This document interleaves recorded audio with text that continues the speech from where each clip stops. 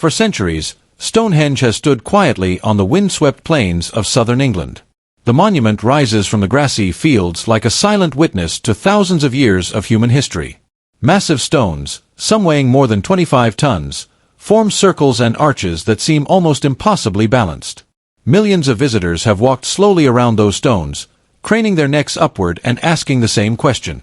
How could ancient people, without modern machinery, have built something so enormous and mysterious? Historians, archaeologists, engineers, and curious travelers have debated the purpose of the monument for generations. Was it a temple? A burial ground? A giant calendar tracking the movements of the sun? Yet despite decades of research, the truth has always seemed slightly out of reach, like a puzzle missing a few crucial pieces. But recently, researchers tried something new. Instead of approaching the mystery from a single scientific field, they turned to artificial intelligence. They fed the system everything we know about Stonehenge, every excavation report, every geological survey, every acoustic measurement, every astronomical alignment recorded over decades of study. Thousands of data points, hundreds of scientific papers, decades of human investigation. The system processed it all in a matter of weeks. And when the results appeared, several researchers sat back in stunned silence. Because the analysis did not simply confirm the familiar theories. Instead, it suggested something far more complex.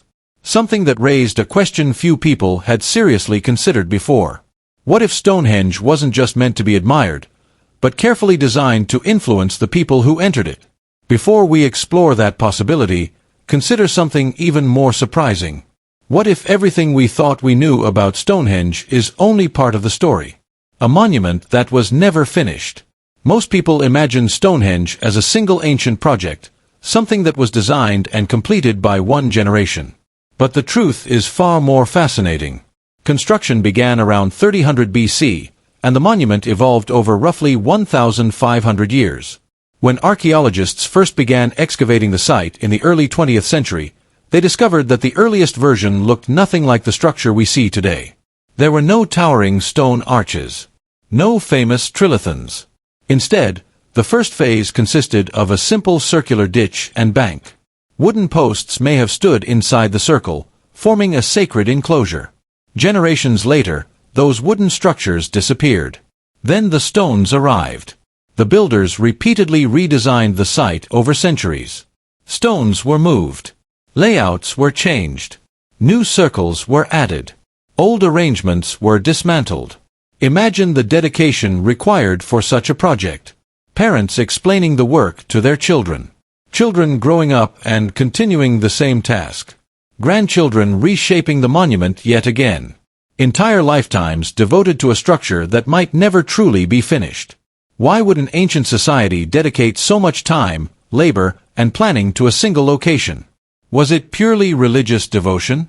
Or were they trying to perfect something with a specific purpose? This question becomes even more intriguing when we look at the science hidden inside the monument's design. The hidden science of sound. In 2020, acoustic engineer Trevor Cox and his team from the University of Salford conducted one of the most unusual experiments ever associated with Stonehenge. Because modern visitors are not allowed to perform large-scale tests at the monument itself, the team created an incredibly detailed scale model using 3D printing technology. Every stone was reproduced with remarkable accuracy. Then they placed the model inside a specialized acoustic chamber. The goal was simple: understand how sound behaves inside the stone circle. The team tested everything. Recorded voices echoed through the chamber. Drums were played. Frequencies across the entire audible spectrum were analyzed. What they discovered surprised them. Inside the circle, sound behaved very differently than it does in an open field. Voices became fuller and stronger, almost as if the stones amplified them. Drums produced deep vibrations that seemed to wrap around listeners. But perhaps the most surprising result was this. There were almost no echoes. In a structure made of enormous stone surfaces, echoes would normally be unavoidable.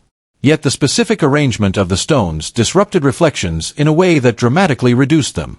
That kind of acoustic control usually requires careful planning. Modern concert halls spend years designing walls and surfaces to achieve the same effect. Which raises a fascinating question. Did the ancient builders of Stonehenge understand acoustics far better than we assume? Or did they discover these effects accidentally, and then refine the design over generations? Stones that ring like bells. Another clue lies in the smaller stones scattered within the monument. These are known as the bluestones, and they may be the most mysterious pieces of the entire structure. Unlike the giant sandstone blocks that stand tall in the outer circle, the bluestones were transported from the distant Presili Hills, more than 150 miles away. Moving stones that far would have required extraordinary effort. Hundreds of people, ropes, wooden sledges, and careful planning would have been needed to haul them across rivers, forests, and hills. Which raises an obvious question. Why travel such a great distance when plenty of stones existed much closer? Researchers such as Rupert Till discovered something unusual when studying these rocks. Some of the bluestones produce clear ringing tones when struck. Tap them with another stone, and they resonate, almost like primitive bells. Interestingly, the Welsh name for the area where they were quarried roughly translates to ringing stones. Could this be a coincidence? Or were the builders deliberately selecting rocks for their sound-producing qualities? Imagine a ceremony thousands of years ago. A crowd gathers inside the stone circle. The sun sets slowly on the horizon. Drums begin to beat rhythmically. Voices rise in chants. Then someone strikes one of the bluestones. A sharp, ringing tone echoes through the circle. Combined with the unique acoustics of the monument, the sound might have felt otherworldly. For people living 5,000 years ago, without scientific explanations, such an experience could easily feel mystical, even divine. But sound may not have been the only invisible force at work. The power of infrasound. Some scientists studying the monument have proposed another intriguing possibility. Large stone structures arranged in certain patterns can produce very low-frequency vibrations known as infrasound. Humans cannot hear these frequencies, but we can sometimes feel them. Laboratory experiments have shown that certain infrasound frequencies may create powerful physical sensations, including a sudden chills, anxiety or unease, a pressure in the chest, and the eerie feeling that something unseen is nearby. Researchers have even linked infrasound to reports of strange or unsettling experiences in certain environments. In some haunted locations, for example, infrasound produced by machinery or natural vibrations has been shown to trigger feelings of fear or supernatural presence. Now imagine standing inside Stonehenge during a ceremonial gathering. Drums beat steadily. Voices chant in unison. Ringing stones vibrate. Could these sounds have interacted with the stone circle to produce subtle vibrations in the air? Could participants have felt something they could not hear? A strange energy, a presence, an overwhelming emotional experience? And if so, another question emerges. Did the builders understand the psychological power of these effects? Or did they simply know that the monument made people feel something powerful, something worth preserving and perfecting across generations? When we step back and examine all these clues together, the acoustics, the ringing stones, the possible infrasound, Stonehenge begins to look very different from the silent monument many visitors see today. Instead of a simple arrangement of ancient stones, the monument starts to resemble something far more deliberate. Something carefully designed. Not just to be seen, but to be experienced. Stonehenge might have been created to transform how people felt the moment they stepped inside the circle. Imagine standing there thousands of years ago. The towering stones rise above you like guardians of another world. Their massive shapes block much of the outside landscape, isolating the space within the circle. The wind outside seems quieter. The world beyond the stones fades away. Inside, the atmosphere feels different. More focused. More intense. Voices echo differently between the stone surfaces. A drumbeat reverberates through the air. Even a simple chant begins to carry an unusual resonance as sound waves bounce between the stones. Could the builders have understood this effect? Could they have deliberately arranged the monument to shape sound and emotion? Some researchers think that may be exactly what they did. Certain stones at Stonehenge are known to produce a ringing tone when struck, almost like enormous stone bells. These stones contain minerals that vibrate in ways similar to musical instruments. Now imagine a ceremony taking place within the circle. Drums beating slowly. Stone surfaces being tapped rhythmically. Voices chanting together. The entire structure might have acted like a giant acoustic chamber, surrounding participants with sound. But the mystery may go even deeper. Some scientists studying ancient monuments have suggested that low-frequency vibrations, known as infrasound, could also play a role in altering human perception. Infrasound exists below the range of human hearing, but the body can still feel it. It can cause sensations such as unease, awe, or even emotional intensity. Could rituals at Stonehenge have produced these subtle vibrations? And if they did, would people have interpreted those sensations as something supernatural? In other words, Stonehenge may not only have been designed for sight. It may have been designed to influence the human mind itself. And that idea raises an even more fascinating question. If ancient builders were capable of shaping human perception through architecture 5,000 years ago, what other monuments around the world might have been designed with similar knowledge? Perhaps the true mystery of Stonehenge is not only how it was built, but how deeply its creators understood human experience. Imagine the moment. Now picture yourself traveling back in time. The year is roughly 2500 BCE. The countryside of southern Britain stretches across rolling green hills under an enormous open sky.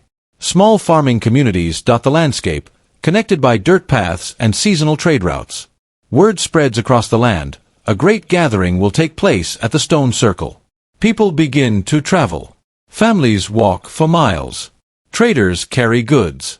Elders guide younger generations toward the monument that already holds deep cultural meaning. By the time the sun begins to set, hundreds of people may have gathered near the stones. Torches flicker in the growing darkness.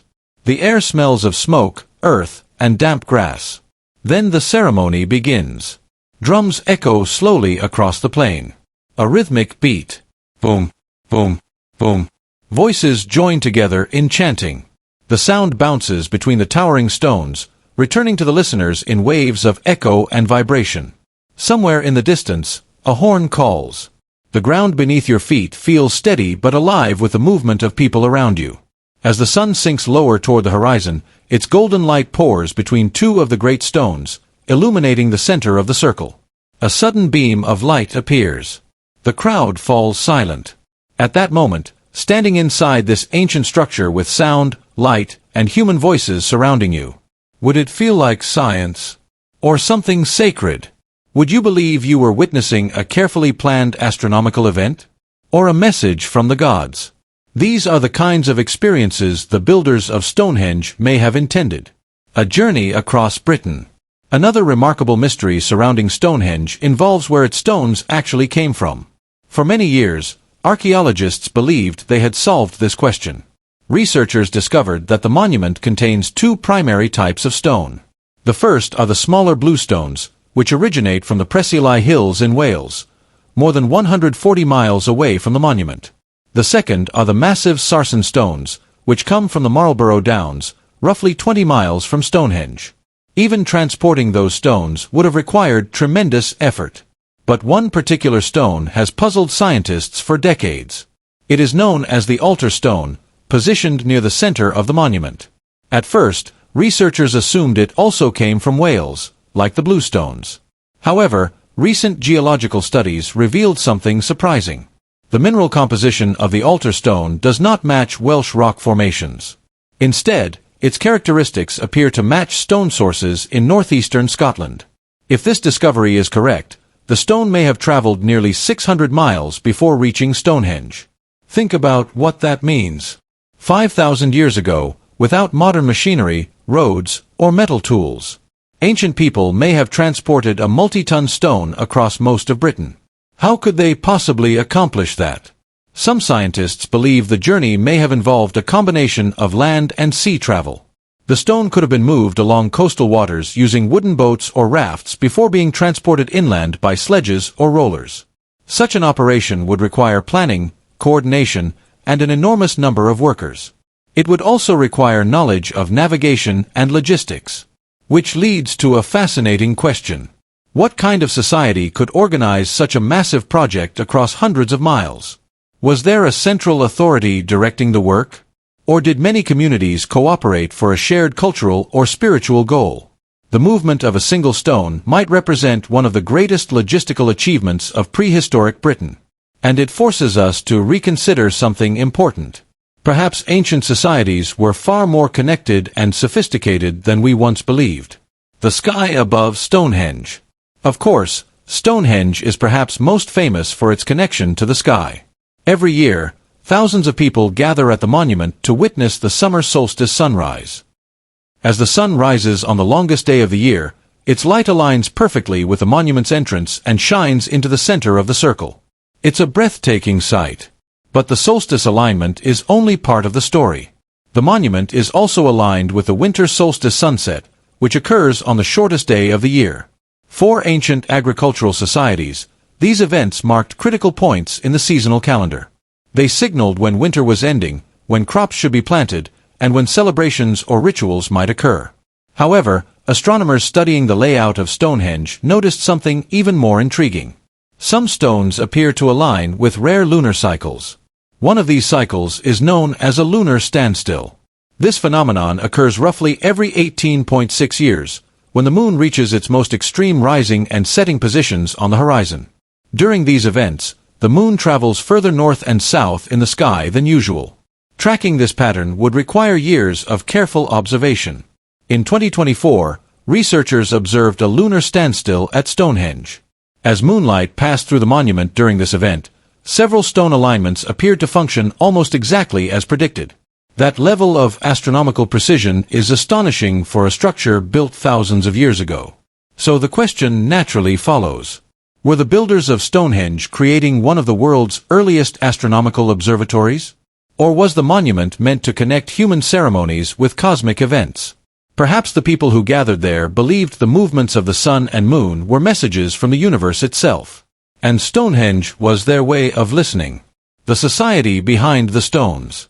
If Stonehenge required centuries of work, enormous labor forces, and stones transported from distant regions, one final question remains.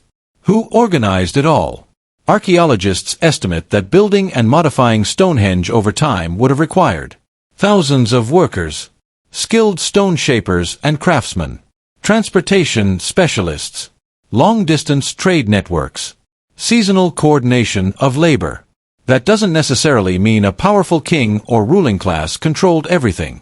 But it does suggest a level of organization far beyond what many people imagine when they think about prehistoric societies. Instead of scattered tribes living in isolation, ancient Britain may have been home to complex cultural networks. Communities might have gathered at Stonehenge for festivals, trade, ceremonies, and shared rituals. The monument may have acted as a kind of cultural center, bringing people together from distant regions. And when large groups of people cooperate over generations, extraordinary things can happen. The stones standing today may represent not only engineering skill, but collective human effort on a remarkable scale. A monument that still works. One of the most remarkable aspects of Stonehenge is that it still functions today. Despite thousands of years of weather, erosion, and human activity, the monument continues to align with celestial events. During solstices and lunar cycles, sunlight and moonlight still interact with the stones in meaningful ways. Standing inside the circle during one of these events can be surprisingly powerful. Many visitors describe a strange sense of connection to the past. Perhaps it's the knowledge that thousands of generations have stood in the same place. Or perhaps it's the feeling that the monument still carries the intentions of its builders. Whatever the reason, Stonehenge continues to inspire curiosity. And that curiosity leads us back to the biggest question of all. What did the builders truly intend? Was Stonehenge a sacred temple, an astronomical observatory, a gathering place for ceremonies and seasonal festivals? Or perhaps something even more complex, a place where science, spirituality, and community all came together? The truth may never be fully known. But that uncertainty is part of what makes Stonehenge so fascinating. Because sometimes the most powerful monuments are the ones that leave us asking questions. A question for you. Now imagine this final scene. You are living 5,000 years ago. You approach the stone circle as night falls. The crowd grows quiet. Drums echo through the air. A narrow beam of moonlight suddenly passes between two massive stones, illuminating the center of the monument. People gasp. Some kneel. Some raise their hands toward the sky. Standing there in that moment, what would you believe you were witnessing? A scientific instrument? A sacred doorway between worlds? Or something we still don't fully understand? Share your thoughts. Because some of the most interesting ideas about ancient mysteries come not only from scientists and archaeologists, but from curious minds asking the right questions. After all, the greatest mysteries in history are rarely the answers we discover. They are the questions that continue to echo through time, just like voices inside the stones of Stonehenge.